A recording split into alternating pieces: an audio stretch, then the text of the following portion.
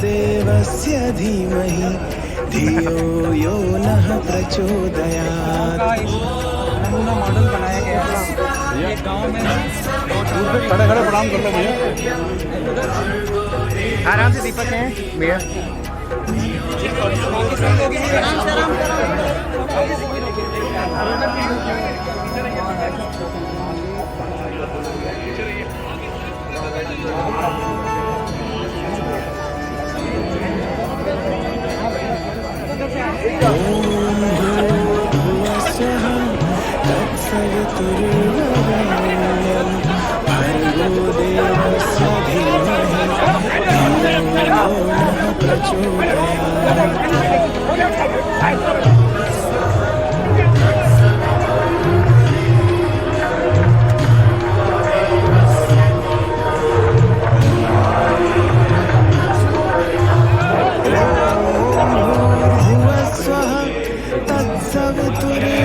तत्सवितुर्वरेण्यं भर्गो देवस्य धीमहि धियो यो नः प्रचोदयात्।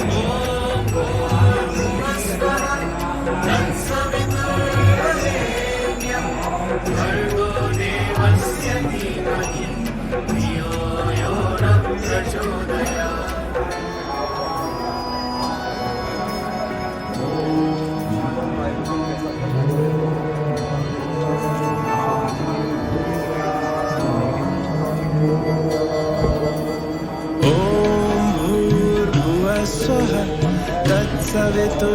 तत्सवितुर्वरेण्यं भर्गो देवस्य धीमहि धियो यो नः प्रचोदयात्।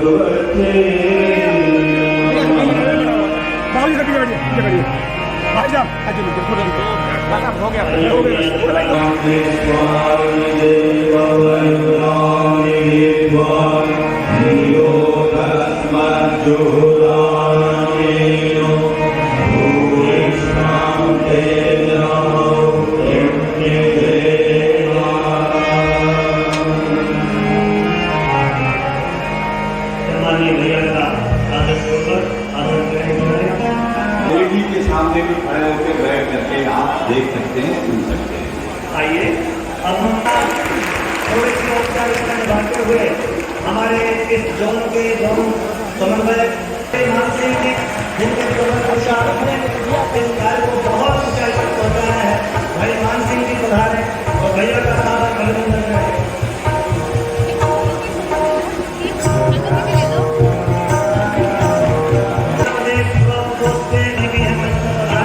जिन्होंने पूरा भोजनालय माता भगवती भोजनालय का संचालन करने उस पर आए, भैया का स्वागत करें।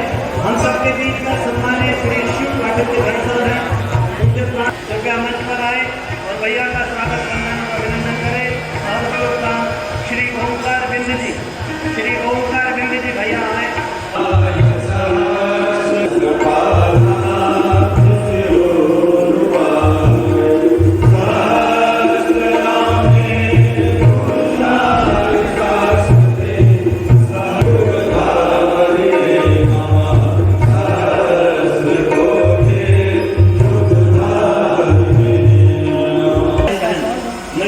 सभा में उपस्थित हमारे प्रिंट मीडिया और हमारे इलेक्ट्रॉनिक मीडिया के जो पत्रकार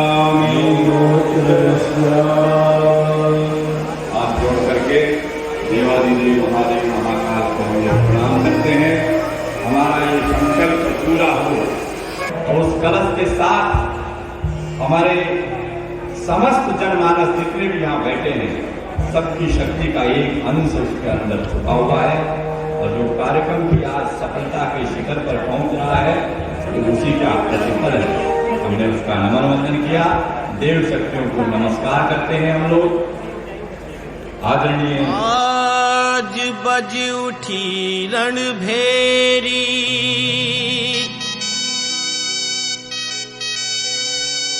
नवयुग के निर्माण की,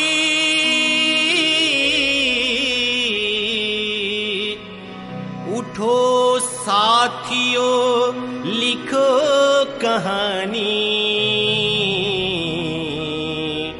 त्याग और बलिदान की।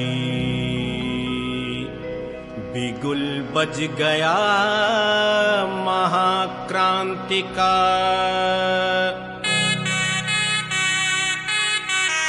बिगुल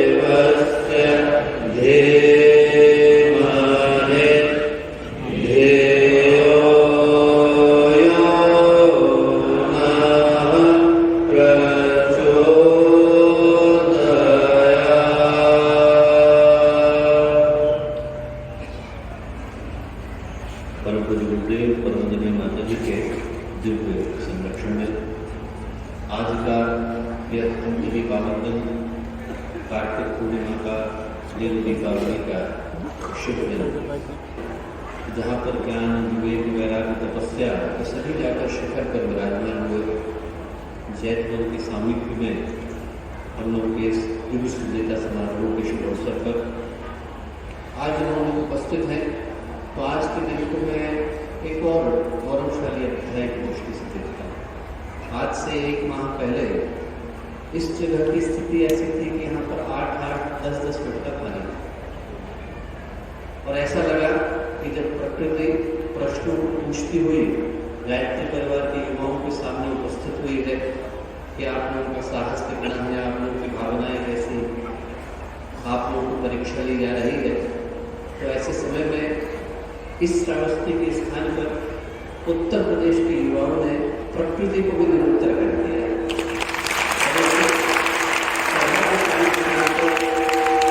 आज जब हम लोग यहाँ उपस्थित हैं तो आज के दीप्ति के इस पावन अवसर पर हम लोगों के साथ मंच पर उपस्थित उत्तर जोन को देख रहे आदरणीय श्री नरेंद्र ठाकुर जी भाई साहब, गायत्री परिवार के समस्त युवा गतिविधियों का, गायत्री परिवार के चारों जोनों से 1900 जोनों से आए हुए गायत्री परिवार के सभी कार्यकर्तागण, यहाँ उपस्थित गणमान्य अतिथिगण, प्यारे भाइयों बहनों और प्यारे मित्रों, आज दीप व्यक्ति का ये पावन अवसर है और जो दीप व्यक्ति का ये पवित्र अवसर है, महत्वपूर्ण, ऐतिहासिक, अलौकिक और एक बड़ा ही गंभीर अवसर है। ये कुछ महत्वपूर्ण प्रश्नों को लेकर आया है। इस उद्देश्य के साथ आया है कि जब हम लोग यहाँ से दीपक को प्रज्वलित करें तो कुछ नए संकल्पों को लेकर के उठे। मात्र दीपक को जलाने के लिए हम लोग को यहाँ आने की आवश्यकता नहीं। दीपक को जलाने के लिए न तो किसी विशेष प्रशिक्षण की आवश्यकता होती है, न किसी विशेष योग्यता की आवश्यकता है। मात्र एक मोमबत्ती चाहिए, अगरबत्ती चाहिए, माचिस की तीली चाहिए और दीपक को जलाने का प्रक्रम वही संपन्न हो जाता है। हम लोग यहाँ पर आए इसलिए हैं क्योंकि इन साधारण गतिविधियों के मध्य से कभी कभी असाधारण संकल्प मिल करके आते हैं। जीवन में घटनाक्रम उतने महत्वपूर्ण नहीं होते जितना उनका अर्थ लगाना महत्वपूर्ण होता है। कभी कभी जीवन में घटनाक्रम साधारण घटते हैं, पर मनुष्य के जीवन में वो प्रभाव असाधारण छोड़ करके जाते हैं। एक 12 साल का बालक था, नाम था नारायण। विवाह करने के लिए गया। जैसे ही विवाह करने के लिए खड़ा हुआ, वैसे ही शादी कराने वाले पंडित ने कहा सावधान। और जैसे ही सावधान कहा तो उस 12 साल के बालक के हृदय में आया, नारायण के हृदय में आया कि ये पुरोहित मुझसे सावधान होने को क्यों कह रहा है।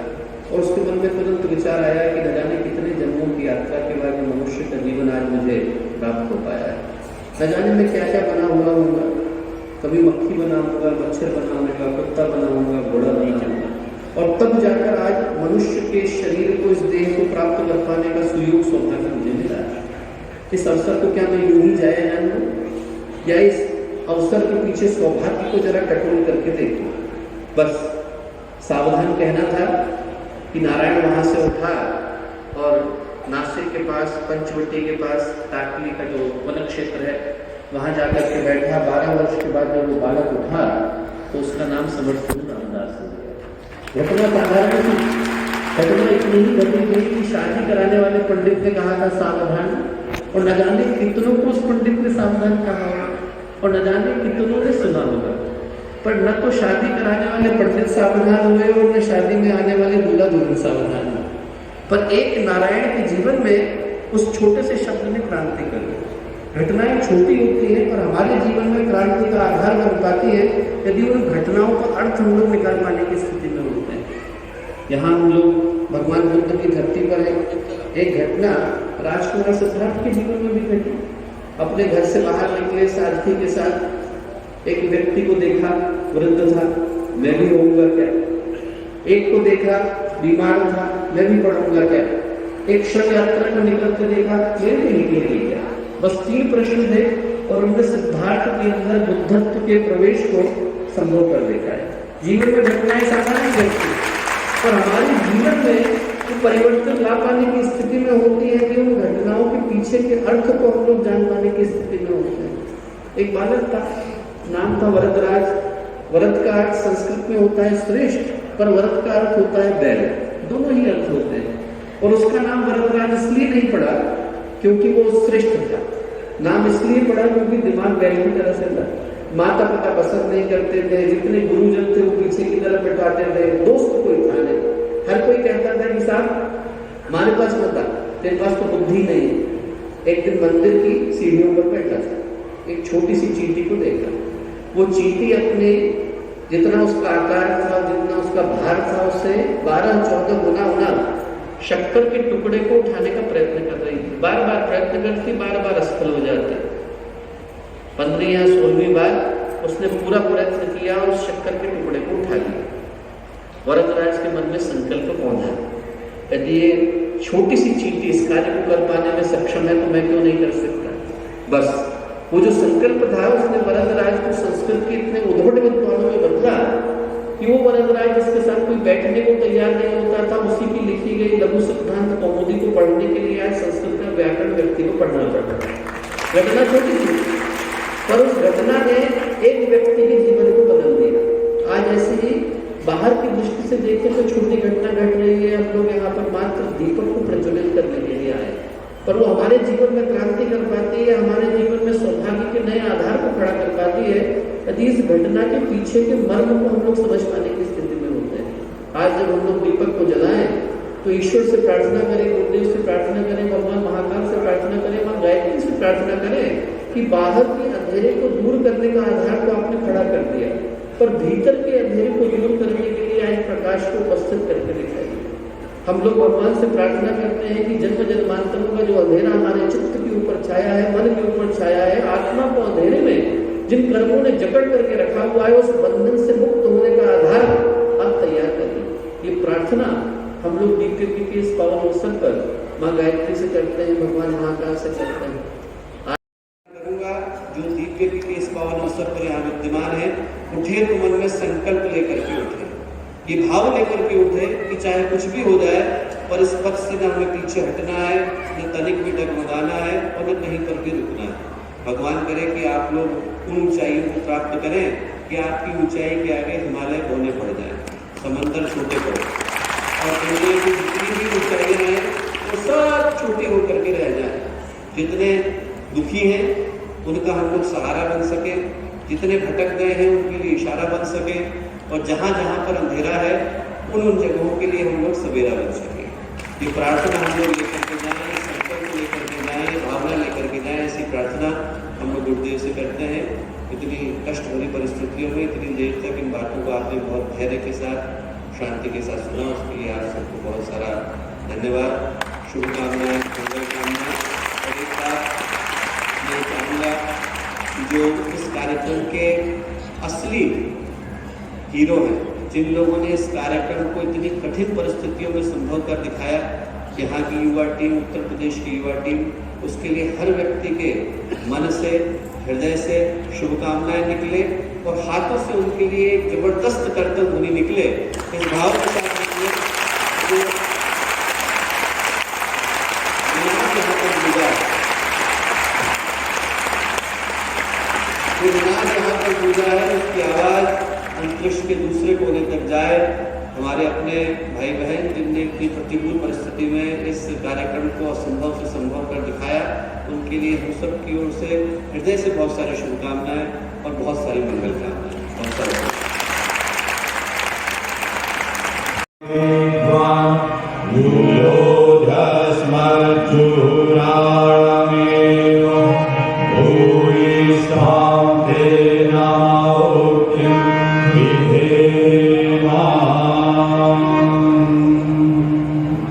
जितने दिए यहाँ पर जलाए जा रहे हैं, हमारे युवा साथियों ने, जितने परिजन यहाँ आए हैं, उतने हजार दीपक यहाँ पर जलाए जा रहे हैं।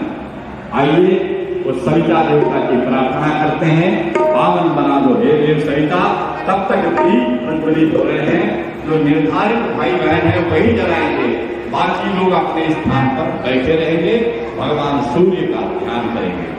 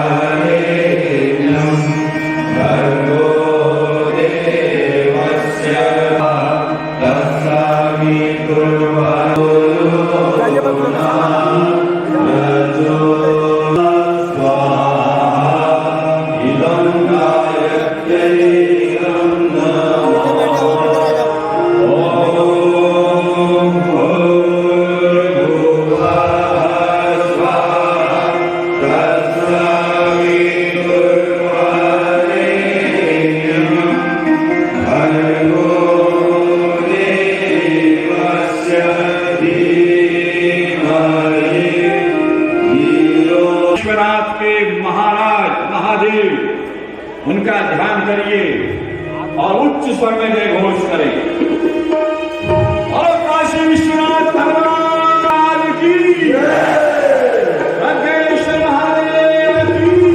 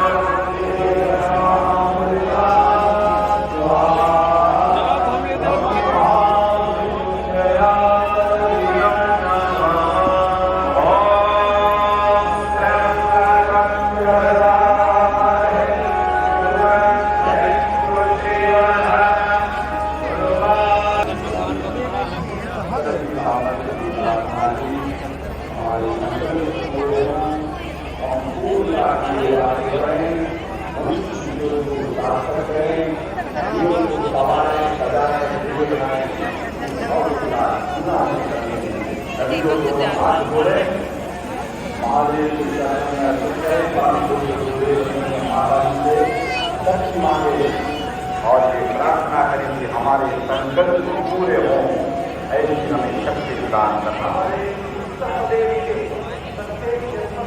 भाई और बहनें, हमारा यूपी, हमारा यूपी, हमारा यूपी।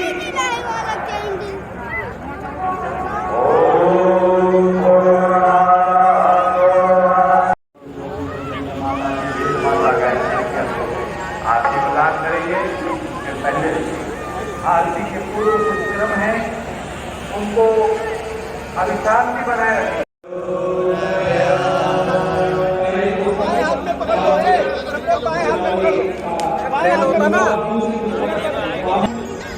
मूल रूप से मैं और आपने इस पुस्तक को लिखा।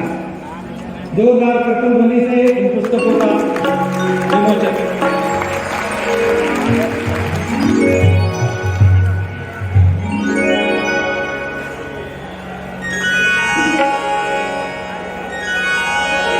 जोरदार कर्तव्य ध्वनि करें।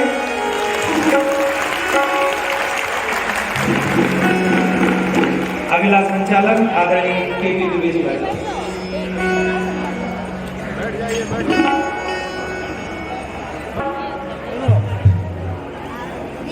भारती कृपया पधारे और भैया से सम्मान स्वागत प्राप्त करें। क्रमशः सभी का जोरदार कर्तव्य ध्वनि होती रहे। इन भाइयों ने लगातार 7-8 दिन अथक रात और दिन परिश्रम किया, तब जाकर ये सुंदर सा प्रांगण ये दिव्य भूमि में विकसित हो सका है। और सीतापुर क्षेत्र के आप एमएलसी हैं, सम्मानीय पवन सिंह चौहान भूषण सिंह जी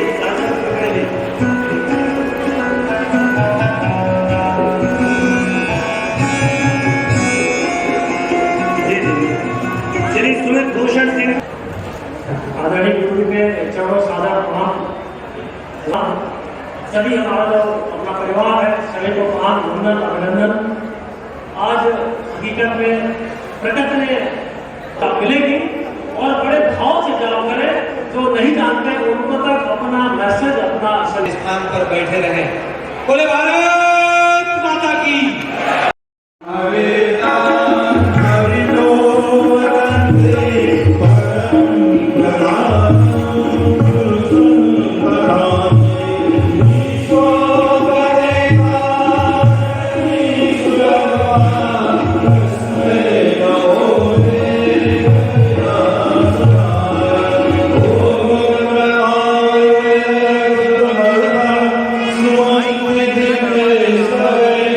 Yeah.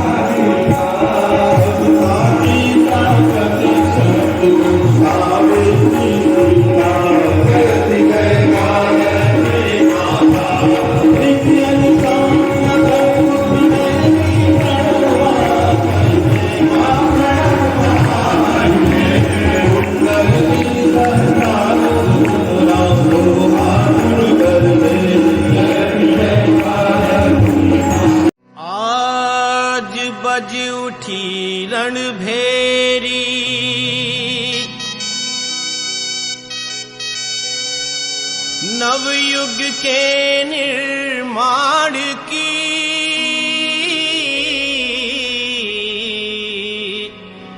उठो साथियों लिखो कहानी, त्याग और बलिदान की। बिगुल बज गया महाक्रांति का,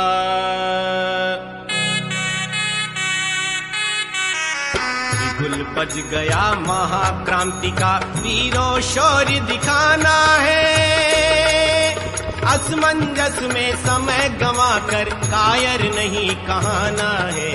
वीरों शौर्य दिखाना है।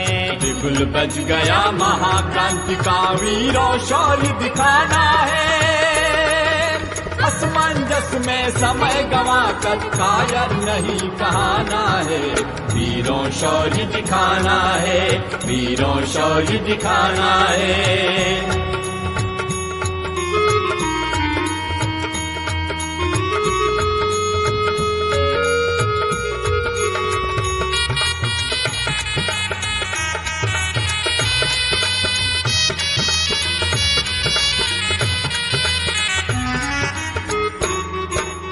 जाने कितने शुभ